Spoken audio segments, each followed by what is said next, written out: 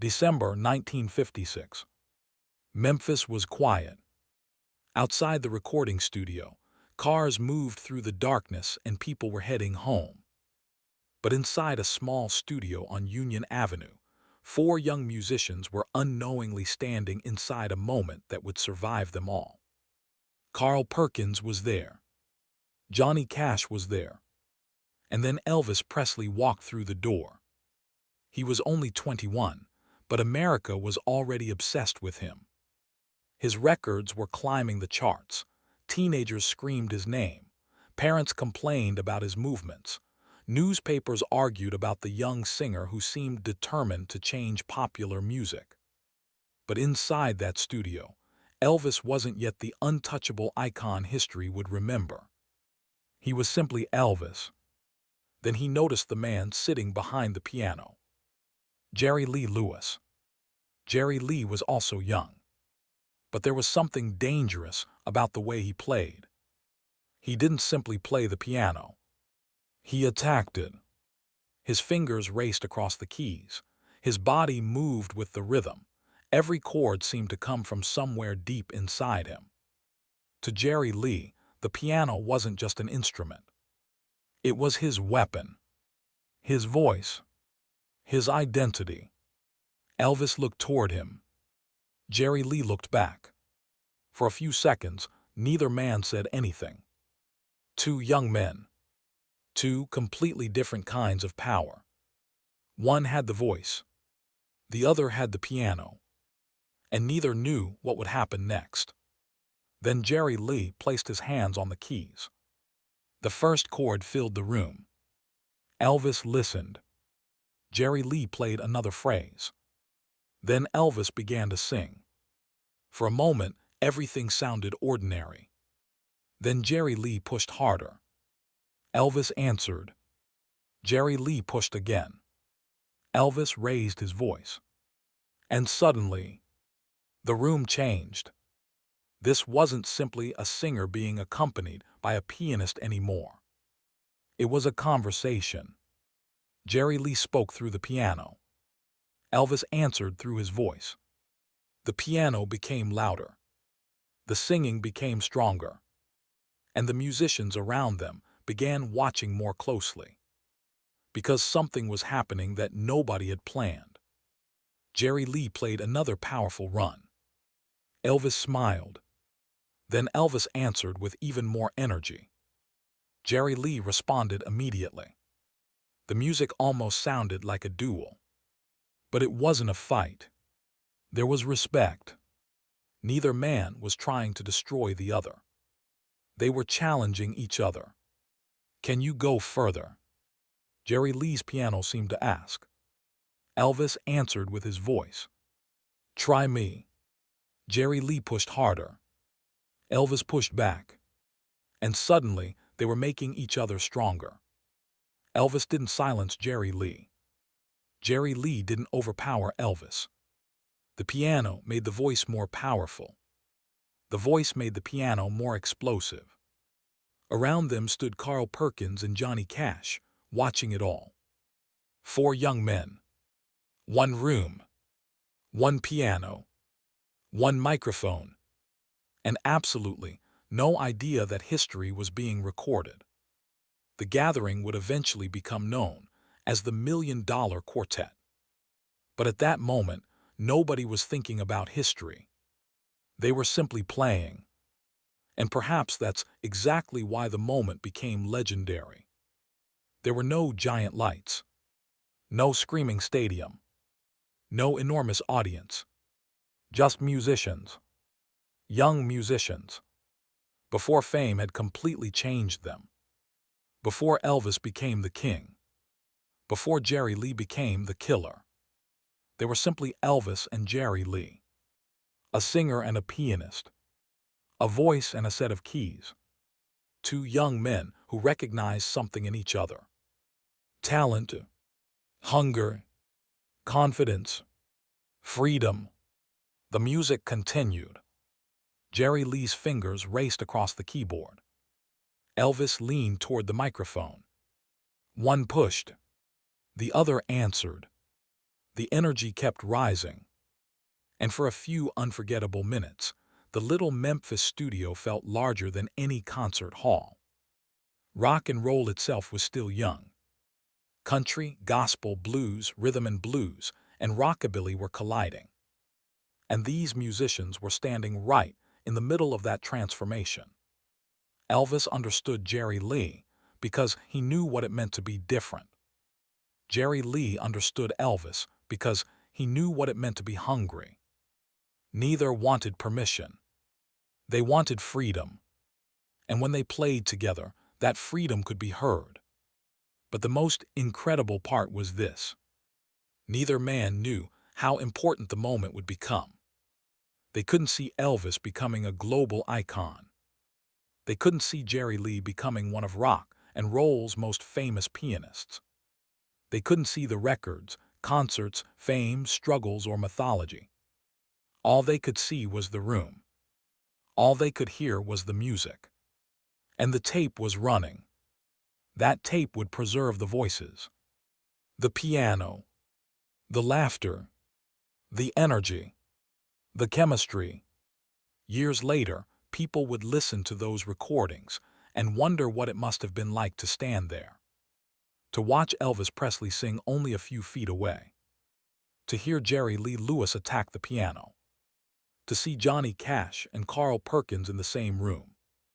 To witness four future legends before the world had turned them into legends. But those four young musicians didn't know they were creating something priceless. They were simply living the moment. And that's what makes the story so powerful. History rarely tells you when history is happening. There is no warning, no announcement. Sometimes history is simply a young man sitting at a piano. Sometimes it is a singer stepping toward a microphone. Sometimes it is two musicians looking at each other and silently saying, "Keep going." Jerry Lee played. Elvis answered. The piano roared. The voice rose. Carl Perkins watched. Johnny Cash listened. And for one extraordinary moment, the future of rock and roll seemed to exist inside that tiny room. But something even more remarkable was happening. Elvis was discovering that Jerry Lee could push him. And Jerry Lee was discovering that Elvis would not back down. Jerry Lee threw a phrase into the room. Elvis caught it. Elvis changed the mood. Jerry Lee followed. One musician accelerated. The other answered. It was almost like two fighters circling each other. Except their weapons were sound. And there was no winner. Every time one pushed harder, the other became stronger. That is true musical chemistry. Not one artist overpowering another. Two artists making each other better.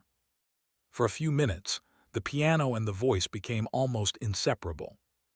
And the people in that room were hearing something that could never be perfectly recreated again.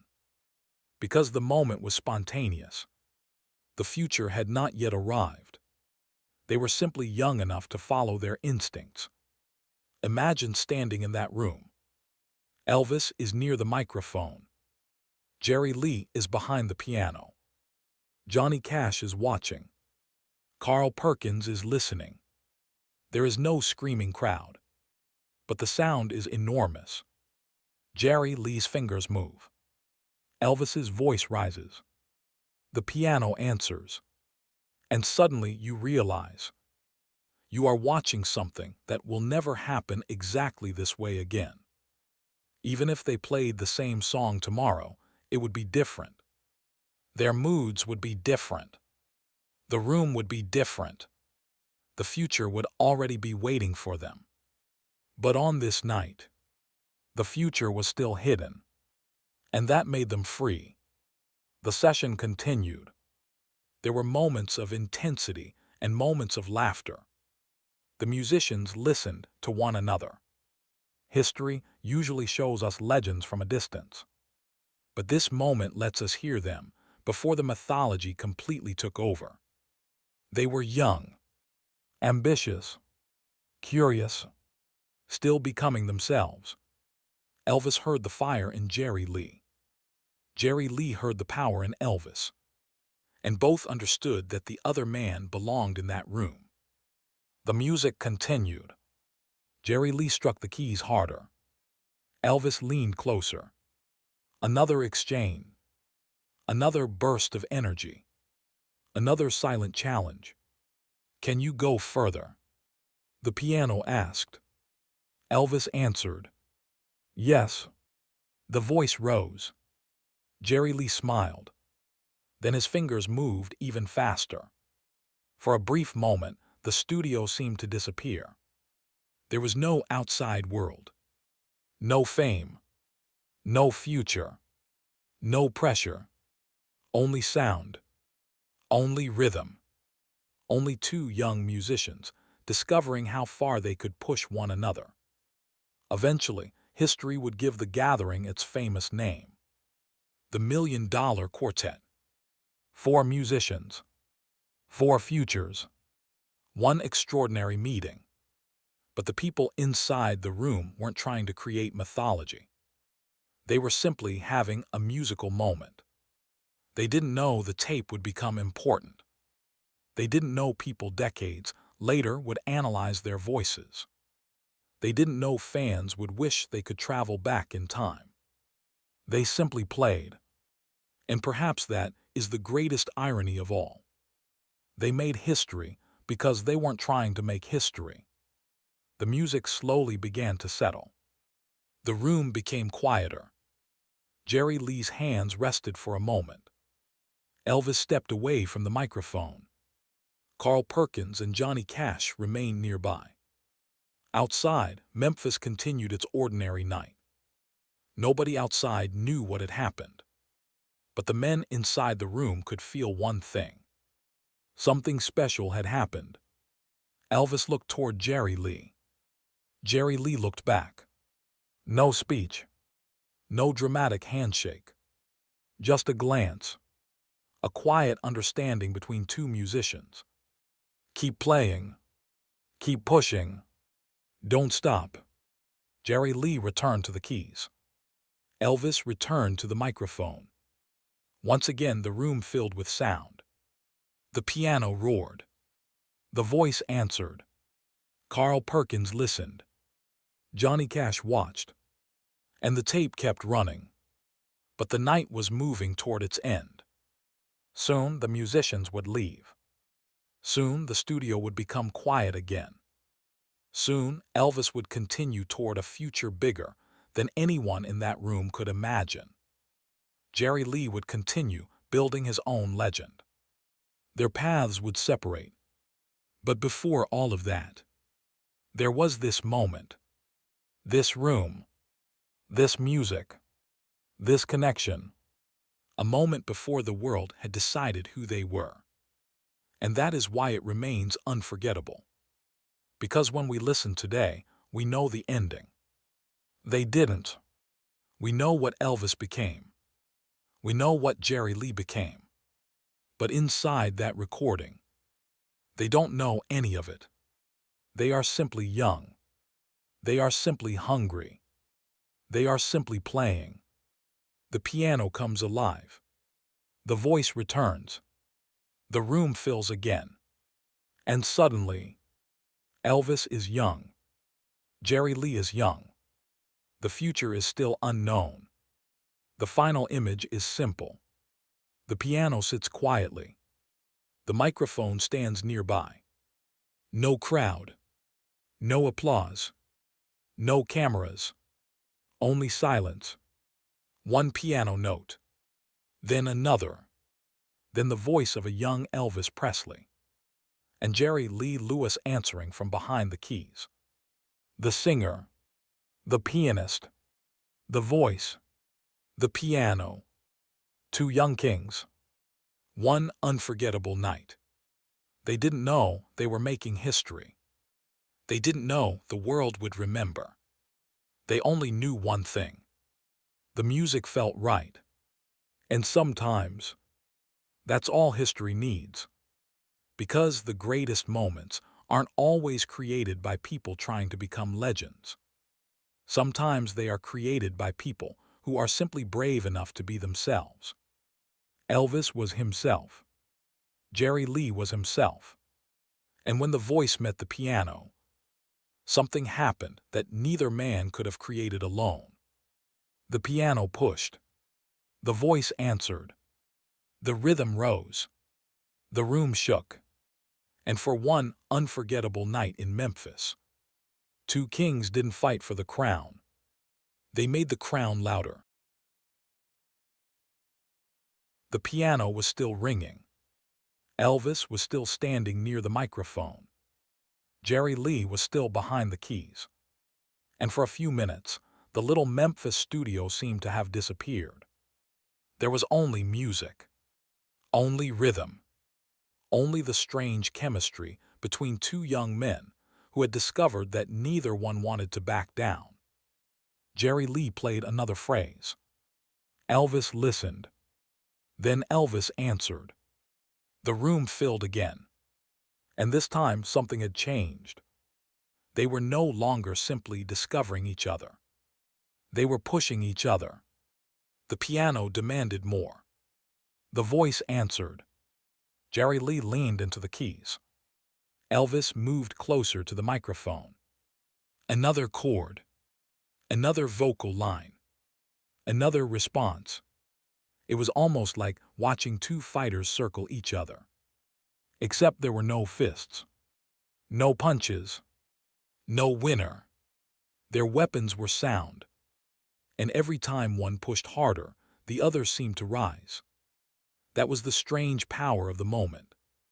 Jerry Lee didn't make Elvis smaller. Elvis didn't make Jerry Lee smaller. They made each other louder. Around them, Carl Perkins and Johnny Cash were still part of the session. The room was full of different musical personalities. Carl had his own sharp, rhythmic style.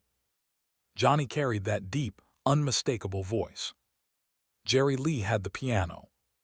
And Elvis had the voice that had already begun changing American popular music. 4 different sounds. 4 different personalities. Yet somehow they belonged together. This was what made the gathering so extraordinary. It wasn't simply 4 famous names in the same room. It was 4 different pieces of American music colliding at exactly the right moment. Country, blues, gospel, rhythm and blues, rockabilly, and the new sound everyone was beginning to call rock and roll. The boundaries were disappearing, and these young musicians were standing right at the edge of that change. Nobody knew where it would lead, but they could hear that something was happening. Jerry Lee suddenly attacked the piano with another burst of energy. His hands moved quickly. His body followed the rhythm. The sound became almost physical. Elvis watched him for a moment. Then he stepped toward the microphone. His voice came back stronger. Jerry Lee heard it. And instead of slowing down, he smiled. Then he played harder. Elvis answered. The exchange continued. A phrase from the piano. A response from the singer. Another phrase. Another response. And suddenly, the session felt less like a performance and more like a private conversation that happened to be recorded.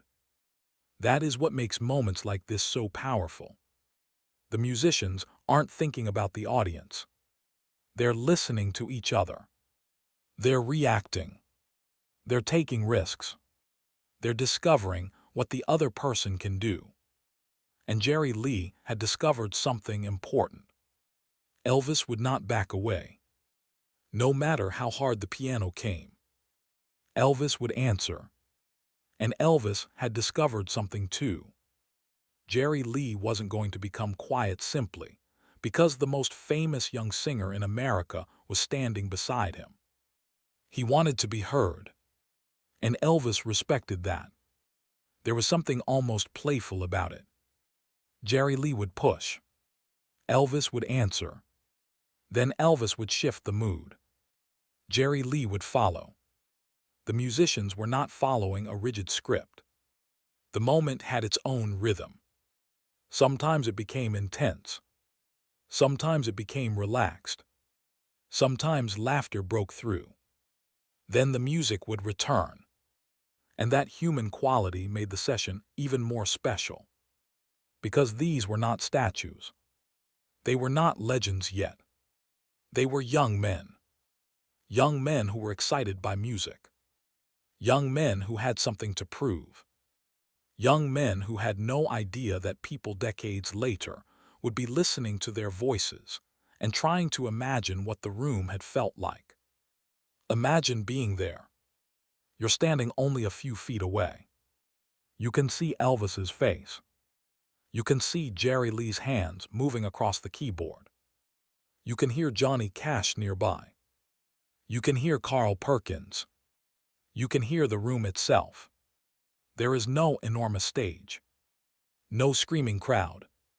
No giant production. Yet the energy is enormous. Because sometimes the smallest rooms contain the biggest moments.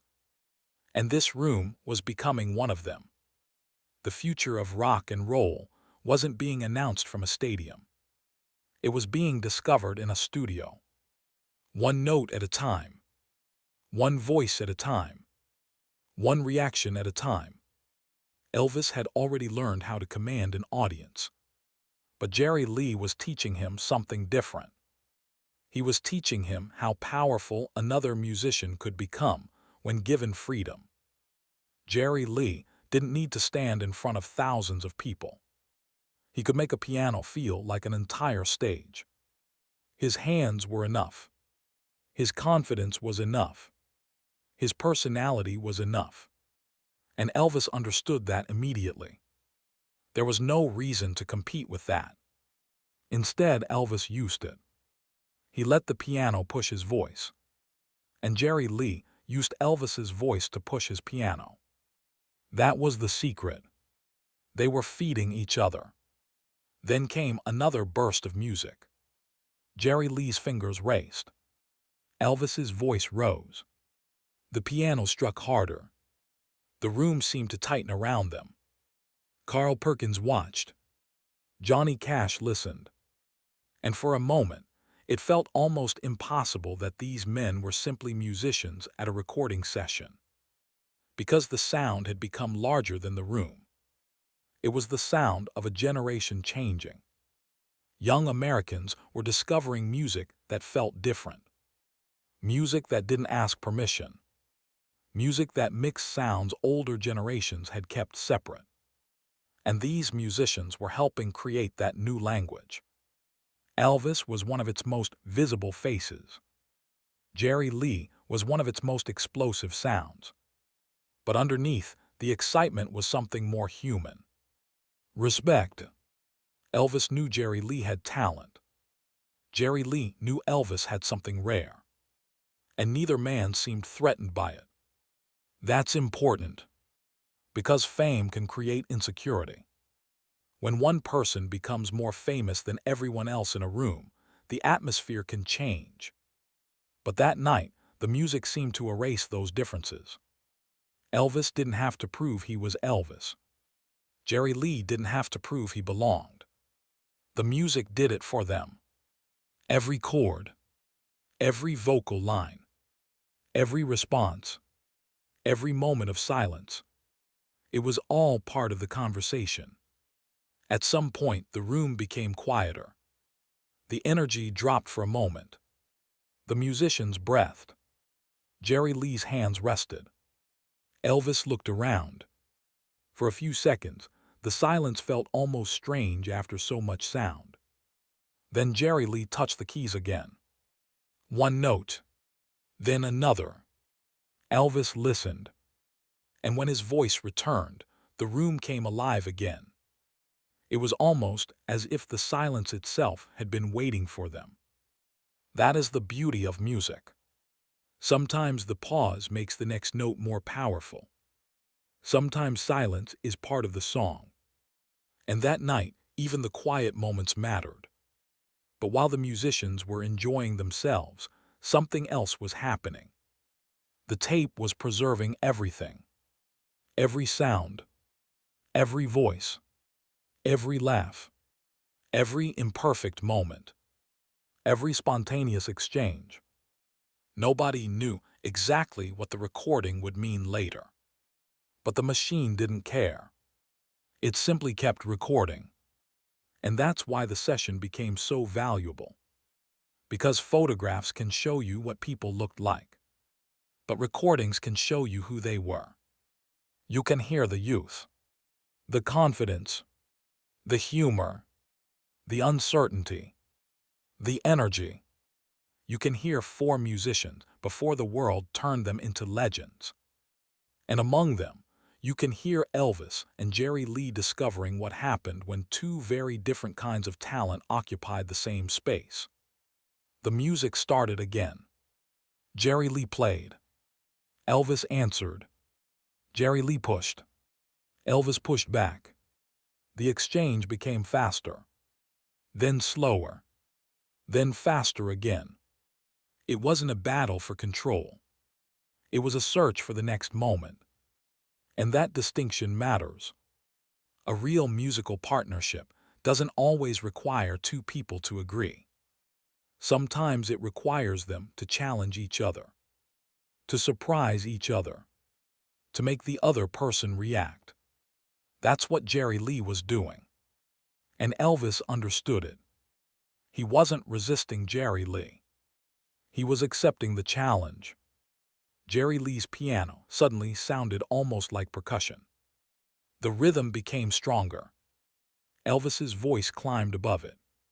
For a second, the two sounds seemed to become one. Then they separated. Then they came together again. And the musicians in the room were hearing something that could never be perfectly repeated. Because it belonged to that exact moment. That exact room. Those exact people. That exact age of their lives. Tomorrow would be different. A month later would be different. A year later would be different. But on this night, they were still young, still free, still hungry. Outside, Memphis remained unaware. The city continued moving. People walked past the studio without knowing who was inside. Nobody stopped the traffic. Nobody gathered outside. There was no sign announcing, "History is being made here." And perhaps that's what makes the story even more beautiful. The world didn't know. The world didn't have to know. The musicians only needed to know. And even they didn't fully understand. They simply felt something. Something that musicians recognize instantly. Chemistry. Eventually, the gathering would become famous. People would give it a name. The $1 Million Quartet. And that name would become part of music history. But the name could never completely explain what the moment felt like. Because the real story wasn't simply that four important musicians were present. It was that they were present before they became the versions of themselves that history remembers. Elvis was still young. Jerry Lee was still young. Johnny Cash was still young. Carl Perkins was still young. They weren't carrying decades of expectations. They weren't trying to protect a legacy. They were building one. And they didn't even know it.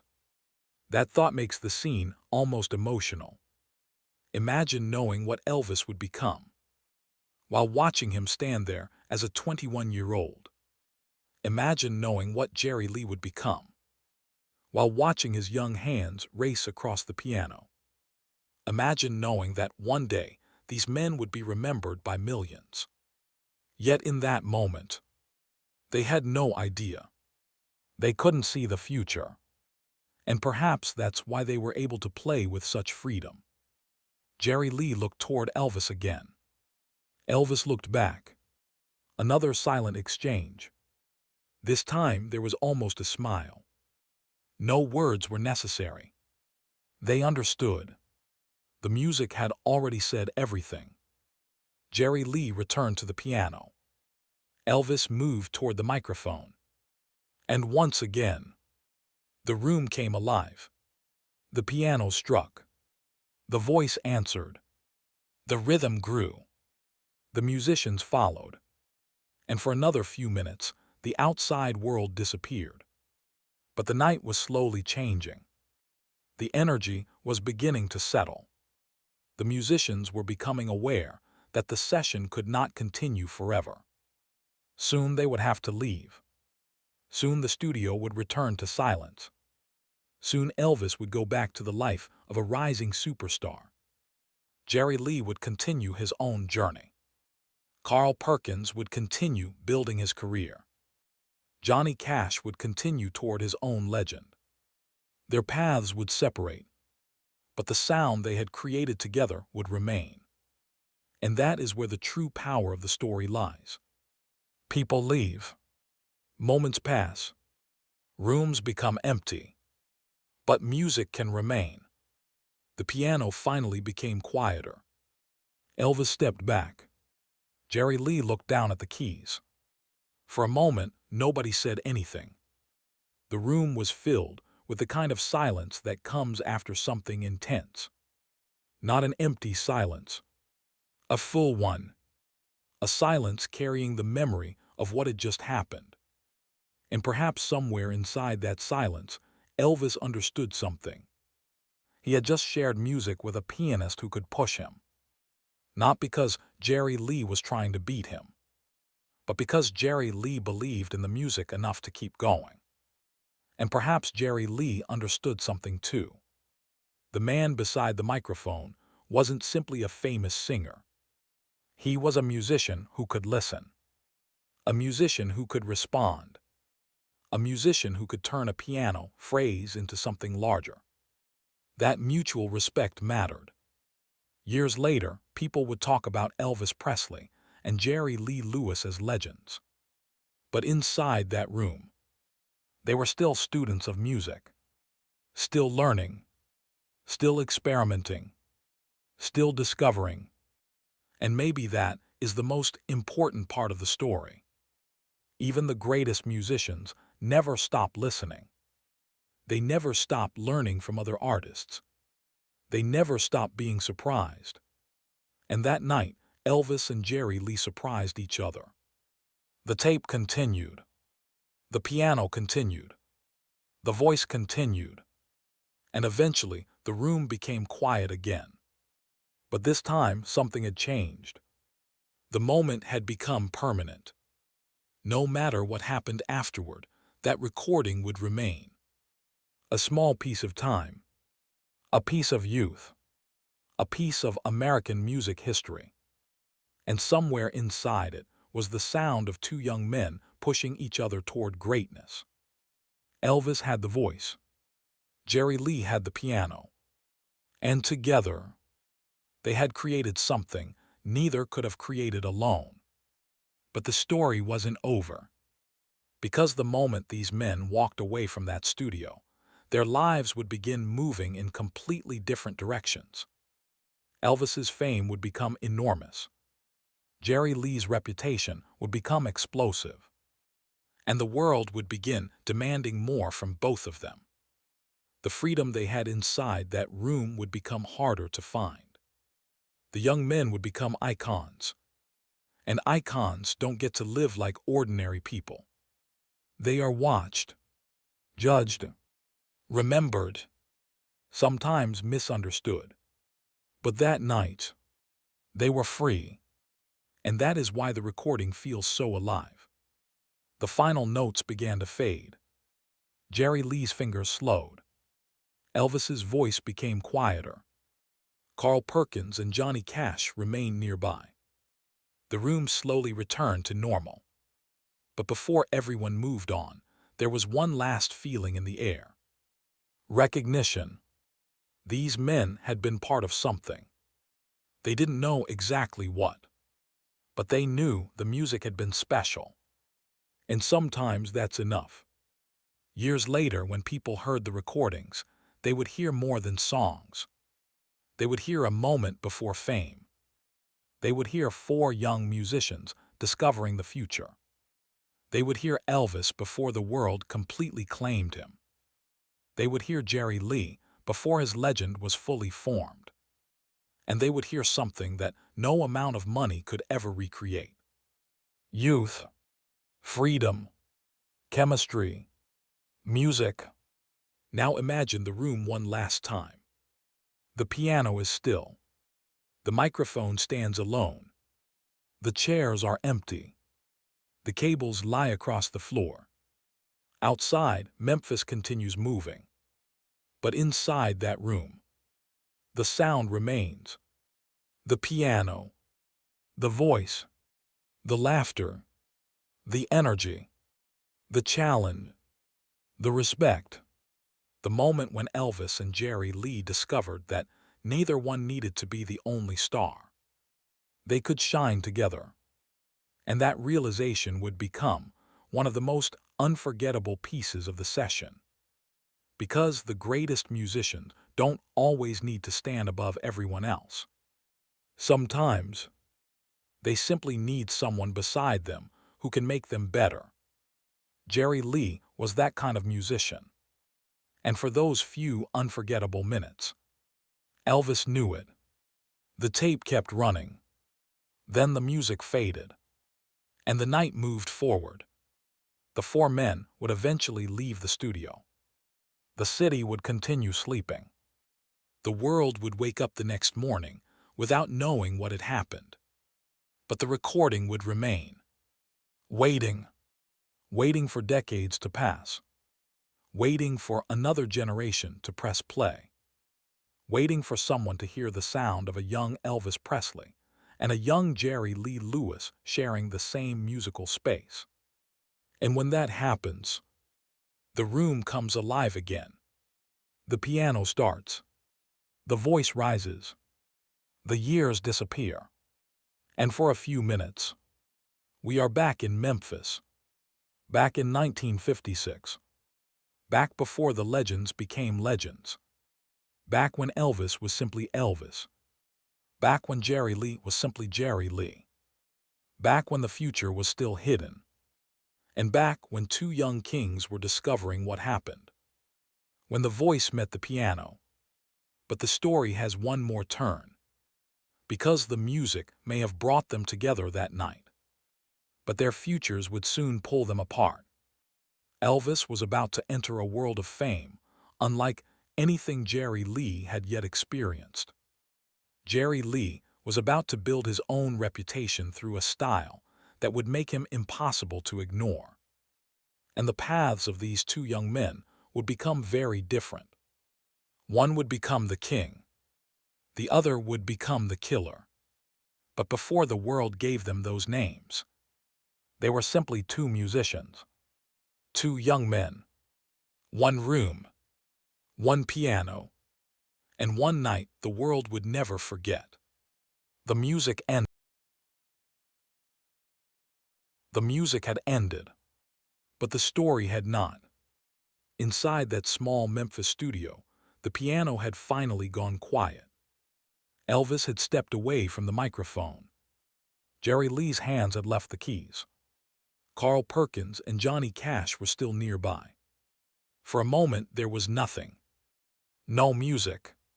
No applause. No screaming crowd. Just silence.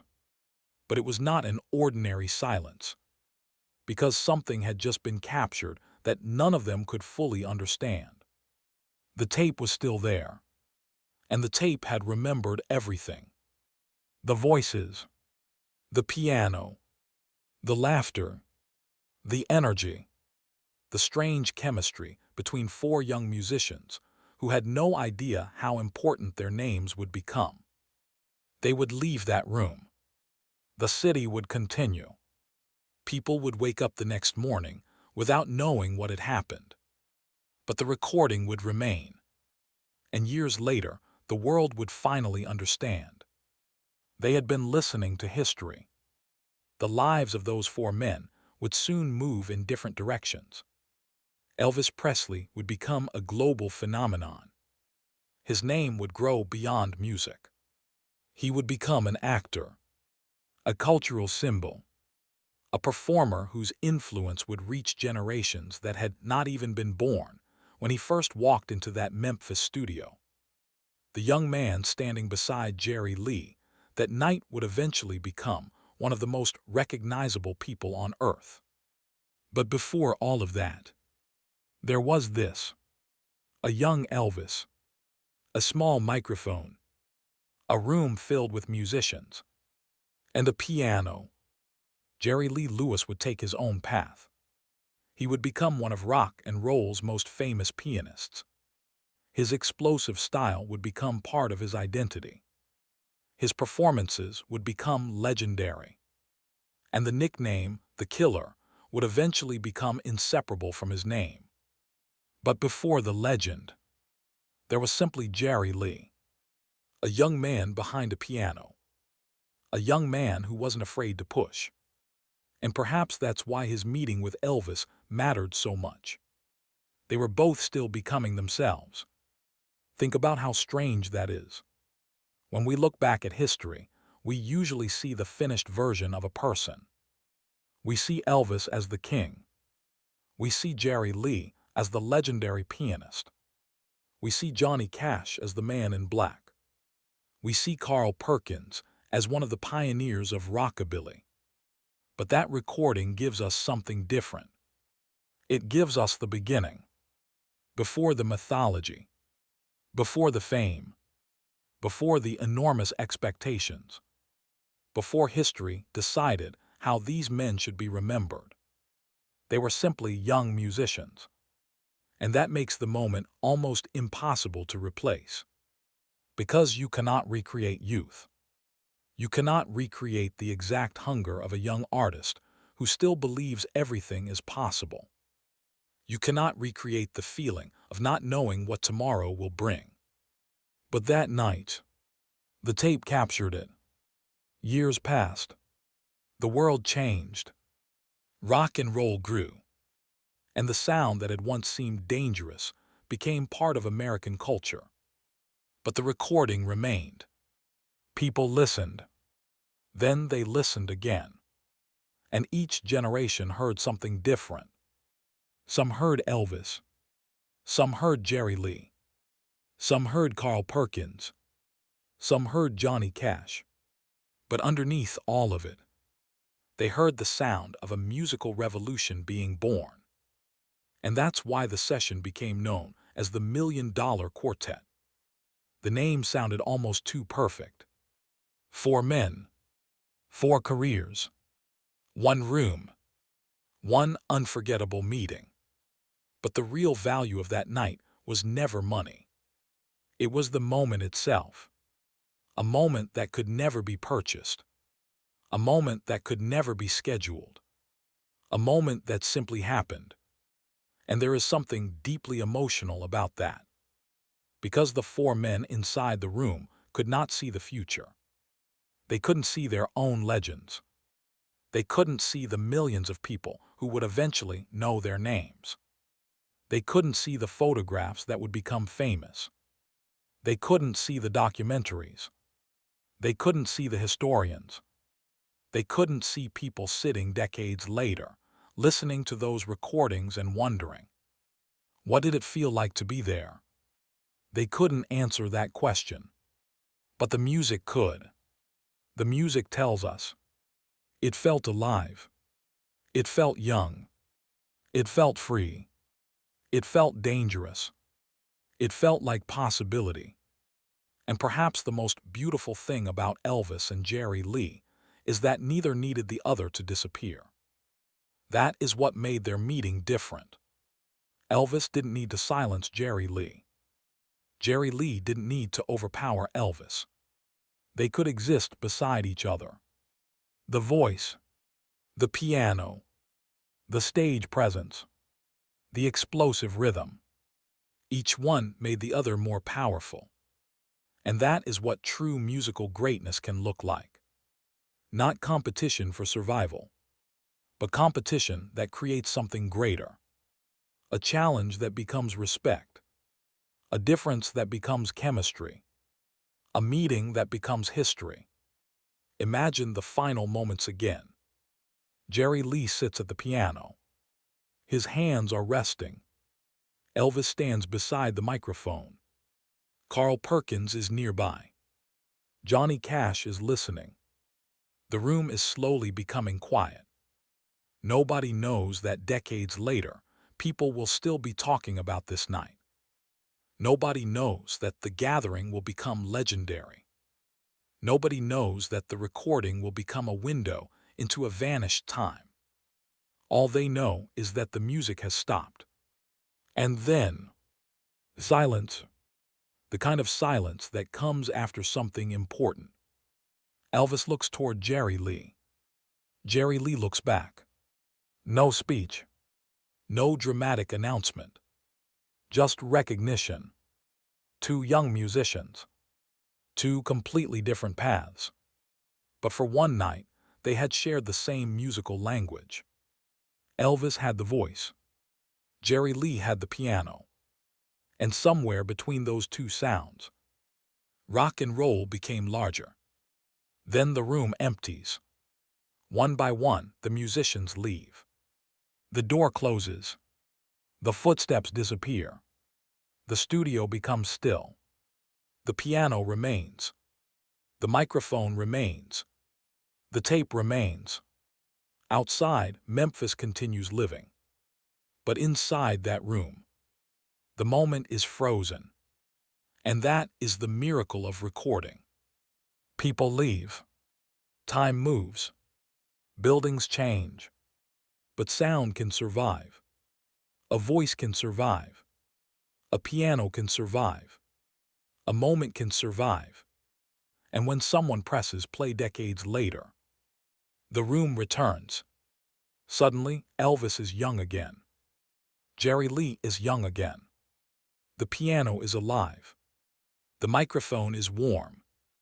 Johnny Cash is nearby. Carl Perkins is nearby. And the future has disappeared. For a few minutes, nobody knows what will happen. Nobody knows who will become famous. Nobody knows who will struggle. Nobody knows who will become a legend. They are simply musicians. And perhaps that is why the recording feels so powerful. Because it doesn't show us the end. It shows us the beginning. There is another reason the story matters. Those men were part of something much bigger than themselves. They were standing at the intersection of several American musical traditions. Country, blues, gospel, rhythm and blues, rockabilly, and the emerging sound of rock and roll. They didn't necessarily think about those categories while they played. They didn't need to. They simply absorbed the music around them and transformed it. That's how musical revolutions happen. Not because someone sits down and announces, "Today we will create a new genre." It happens because musicians experiment. They borrow. They combine. They challenge. They listen. They follow instinct. And sometimes, the result changes everything. Elvis was one of those people. Jerry Lee was another.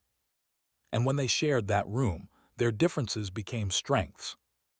Elvis brought the voice. Jerry Lee brought the piano. One could make a crowd feel. The other could make a piano explode.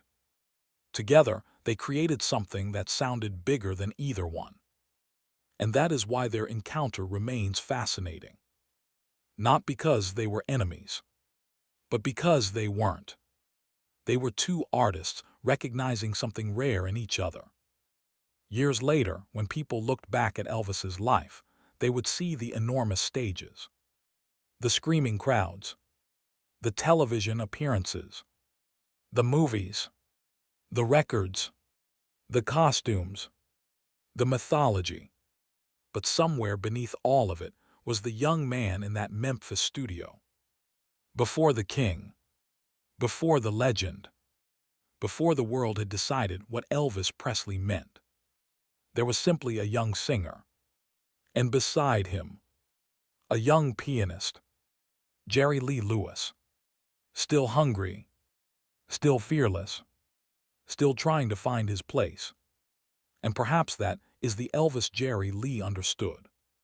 Not the icon, the musician. And Jerry Lee himself would carry that same youthful energy for years. His relationship with the piano would remain central to his identity. When he played, he didn't look like someone simply performing a song. He looked like someone fighting to keep the music alive. That fire had been there from the beginning. You could hear it in the Memphis studio. You could feel it in the way he answered Elvis. And perhaps Elvis recognized it because he had the same fire. Different form, same hunger. That's why the title of this story matters. When two kings shared one piano, it isn't really about ownership. It isn't about who was better. It isn't about who won. There was no winner. The music won. History won. And the audience that would come decades later won. Because they inherited something priceless. A moment when two young musicians were completely themselves. Now imagine the studio one final time. The piano is sitting in the corner. The microphone is standing alone. The lights are low. The room is empty. The chairs are still. No crowd. No applause. No cameras. Just silence. But if you listen closely, you can almost hear it. One piano note. Then another. Jerry Lee. Then Elvis. The voice. The piano. The answer. The challenge. The laughter. The energy. And suddenly the room is alive again. Not because the musicians have returned, but because the recording has. That is the strange power of music. It can defeat time. It can take people who are gone and make them sound alive. It can take a room that has changed and make it feel exactly as it once did. It can take a moment from 1956 and place it in front of someone born generations later. And for a few minutes, the distance disappears. Elvis Presley didn't know he was making history that night. Jerry Lee Lewis didn't know either. Carl Perkins didn't know. Johnny Cash didn't know. They weren't trying to become immortal. They were simply trying to make music. And maybe that is the greatest lesson in the entire story. The moments that matter most are not always the moments we recognize immediately. Sometimes they look ordinary. Sometimes they feel accidental. Sometimes they happen when nobody is watching. But later, much later, we understand. That was the moment. That was the sound. That was the beginning. The recording ends. The room becomes silent. But the story doesn't disappear. Because the men may be gone. The night may be gone. The world of 1956 may be gone. Yet the sound remains. And whenever that sound plays, the four young musicians return. Carl Perkins, Johnny Cash, Jerry Lee Lewis, Elvis Presley. Four names, four futures, one room, one unforgettable moment. And among them, there is one image that remains especially powerful. Elvis standing beside the microphone. Jerry Lee sitting behind the piano. Neither one trying to defeat the other. Both listening. Both responding. Both pushing. One voice. One piano. Two young kings. And for a few unforgettable minutes, they shared the same musical world. Elvis had the voice. Jerry Lee had the piano. And together, they created something neither could have created alone. The camera slowly moves away from the empty studio. The piano becomes smaller. The microphone becomes smaller. The room becomes darker. The sound fades. But before everything disappears, one final thought remains. They didn't know they were making history. They didn't know their names would become immortal. They didn't know the tape would survive them. They didn't know people decades later would still listen. They only knew the music felt right. And perhaps that's why the moment still feels so real. Because it wasn't manufactured. It wasn't forced. It wasn't created for history. It simply happened. And sometimes, that's how legends are born. Not with a crown. Not with an announcement. Not with millions of people watching. But with a young singer. A young pianist. And a room where the music was just too powerful to stay ordinary. Elvis had the voice. Jerry Lee had the piano. Carl had the rhythm. Johnny had the soul. And for one unforgettable night, they had the same room. The same moment. The same dream. They didn't know they were making history. But history was listening. And when the final note disappeared into silence, one thing remained. The music. Because people can leave. Fame can fade. Buildings can change. Time can erase almost everything. But sometimes, a voice survives. Sometimes, a piano survives. Sometimes, one night survives forever. And that night in Memphis did. Two kings didn't fight for the crown. They made the crown louder.